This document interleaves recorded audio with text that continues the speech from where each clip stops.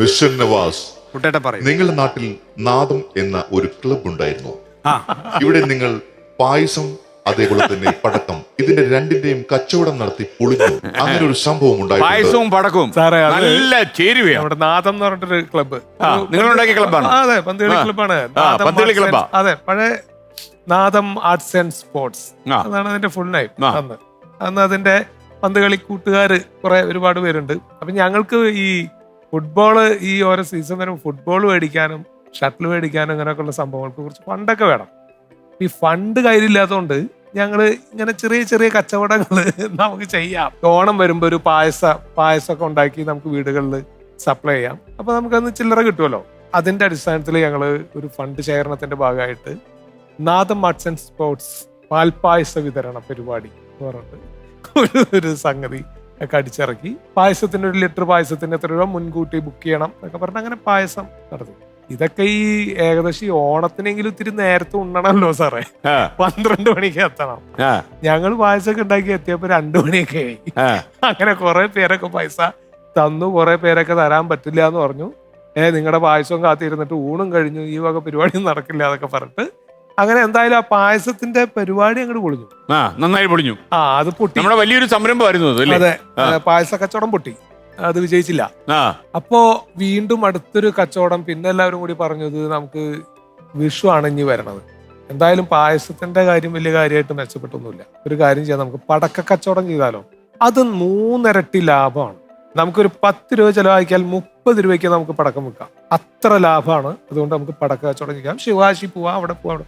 ശിവകാശി ഒന്നും വേണ്ട, നമ്മളിവിടെ എവിടെയെങ്കിലും ഹോൾസെയിലായിട്ട് എടുത്തു കഴിഞ്ഞാൽ നല്ല ലാഭം കിട്ടും, അതിന് കിട്ടണത് മതിയല്ലോ എന്നൊക്കെ പറഞ്ഞ് അങ്ങനെ ഞങ്ങൾ കുന്നംകുളം അങ്ങനെ സ്ഥലത്തൊക്കെ പോയിട്ട് അത്യാവശ്യം കുറച്ച് പടക്കൊക്കെ കളക്ട്. ഞങ്ങൾ പറഞ്ഞു ഞങ്ങളുടെ ക്ലബിന്റെ ധനശേഖരാർന്നുള്ള പരിപാടിയാണ്, അതുകൊണ്ട് മാക്സിമം പൈസ കുറച്ച് ഞങ്ങൾക്ക് ചെയ്തു തരണം എന്ന് പറഞ്ഞു.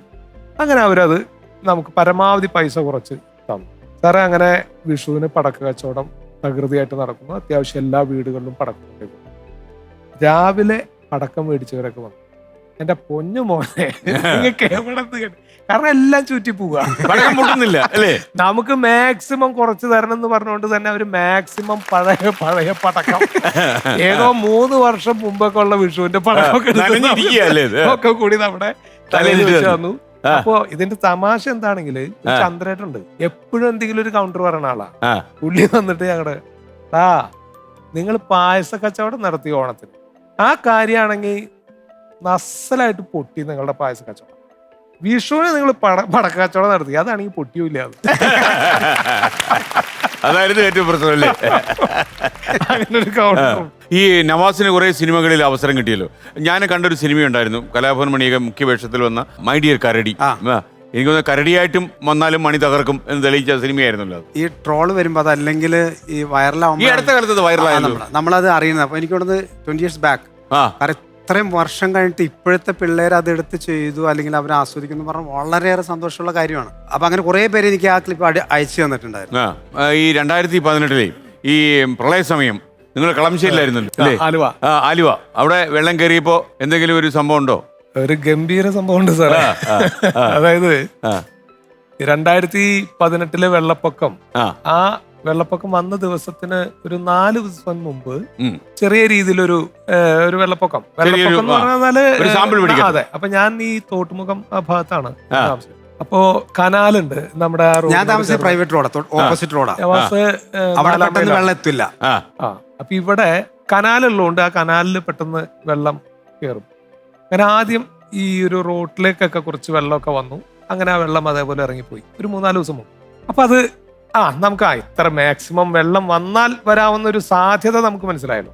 ഇപ്പോ ഇത്ര കുഴപ്പമില്ല എന്നുള്ള നിലയ്ക്ക് വെള്ളപ്പൊക്കം വീണ്ടും 2018 ആ വെള്ളപ്പൊക്കം, ആ ദിവസം എല്ലാവരും പറഞ്ഞു നിൽക്കാത്ത മഴയാണ് 3 ദിവസമായിട്ട്, വലിയ വിഷയമാണ്. ഇപ്പോ ഡാമുകളൊക്കെ നിറഞ്ഞിരിക്കുകയാണ്, എപ്പോഴാണ് ഡാം തുറന്നു വിടുക എന്നറിയില്ല, അതുകൊണ്ട് നമ്മൾ വളരെ സൂക്ഷിക്കണം. റെഡ് അലേർട്ട് വരുന്നു, ഇങ്ങനെ അനൗൺസ്മെന്റ് നടക്കുന്നു, ഭയങ്കര പ്രശ്നങ്ങൾ നടക്കുന്നു. അങ്ങനെ മെല്ലെ മെല്ലെ വീണ്ടും കനാലിൽ വെള്ളം ഇങ്ങനെ കയറി വരുന്നു. അപ്പൊ നമ്മളൊക്കെ ഈ പറഞ്ഞ മാതിരി കുഴപ്പമില്ല, അറിയാലോ, നമ്മൾ കഴിഞ്ഞ പ്രാവശ്യം ഉണ്ടായ ഒരു രീതി അനുസരിച്ചിട്ട് ഞാൻ എന്റെ ഒരു ആറ്റിറ്റ്യൂഡാണ് ഞാൻ പറയണം. ഇനി എങ്ങനെ വന്നാലും ചിലപ്പോൾ റോട്ടിലേക്കൊന്ന് കയറുമായിരിക്കും, എന്നാലും റോട്ടിൽ നിന്ന് കുറച്ച് ദൂരം കഴിഞ്ഞിട്ടാണല്ലോ നമ്മുടെ വീട്, അവിടെ കുറച്ച് ഹൈറ്റ് ഉണ്ടല്ലോ. അതുവരെ മാക്സിമം കുഴപ്പമില്ല. നമുക്ക് ഇഷ്ടമല്ലോ സാറേ നമ്മുടെ വീട്ടിൽ വെള്ളം കാരണം ഇഷ്ടമല്ലാത്തതുകൊണ്ട് നമ്മളങ്ങനെ അടിയുറച്ച് വിശ്വസിച്ച് അങ്ങനെ നിൽക്കുക. അങ്ങനെ വെള്ളം കയറി മെല്ലെ റോഡും കഴിഞ്ഞ് ഒക്കെ വന്നു. ഞാൻ എല്ലാവർക്കും ധൈര്യം കൊടുത്തു, ഒരാളും ടെൻഷൻ അടിക്കേണ്ട കാര്യമില്ല.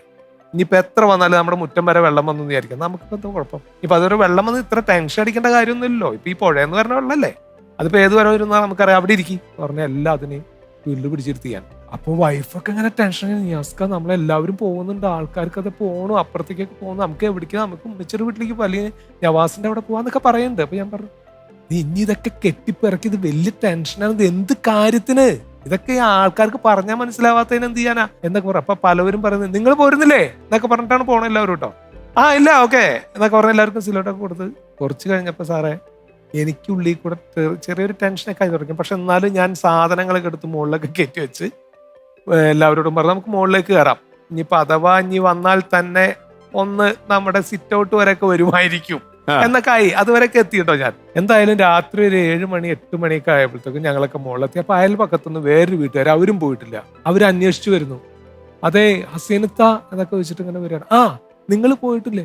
ഇല്ല, ഞങ്ങൾക്ക് ഇപ്പോഴേ എന്താ ചെയ്യണ്ടേന്ന് അറിയില്ല, ഇനിയിപ്പോ റോട്ടിലൊക്കെ വെള്ളമായി. അപ്പൊ ഇങ്ങോട്ട് പോന്നോ, കുഴപ്പമില്ല, നമുക്ക് ഇവിടെ ഇരിക്കാം, ഇങ്ങോട്ട് രാവിലെ ആകുമ്പോഴത്തേക്കും അതൊക്കെ അങ്ങോട്ട് പോകുമല്ലോ. അവരും കയറി നമ്മുടെ വീട്ടിൽ.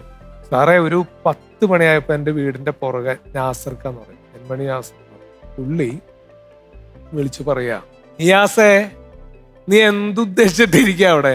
ചീത്തയാണ് കേട്ടോ, എന്തുദ്ദേശിച്ചിട്ടിരിക്കുകയാണ് അവിടെ? നീ ഉദ്ദേശിക്കുന്ന സംഭവമല്ല കേട്ടോ, ഡാം വീണ്ടും തുറക്കാണ്, ഇനി 2 മീറ്ററും കൂടി വെള്ളം പോകുമെന്നാണ് പറയണത്. ഇപ്പൊ നീ കാണുന്ന ലെവലൊന്നും ആയിരിക്കില്ല. പിന്നെ നീ മനസ്സിലാക്കിക്കോ, കുറച്ച് കഴിഞ്ഞാൽ കറണ്ട് പോകും. ഈ കറണ്ട് പോയി കഴിഞ്ഞാൽ നിന്റെ കമ്മ്യൂണിക്കേഷൻ കംപ്ലീറ്റ് കട്ടാവും, നിനക്ക് മൊബൈൽ ചാർജ് ചെയ്യാൻ പറ്റില്ല, ഒരാളെ നിനക്ക് വിളിക്കാൻ പറ്റില്ല, വെള്ളം കയറി ഒരാൾ നിന്നെ രക്ഷപ്പെടുത്താൻ പറ്റില്ല, മാത്രല്ല നിനക്ക് ബാത്റൂം യൂസ് ചെയ്യാൻ പറ്റില്ല, കുടിക്കാൻ വെള്ളം കിട്ടില്ല, ഇറങ്ങിയിടുവാ അങ്ങോട്ട് പെറക്കിക്കോ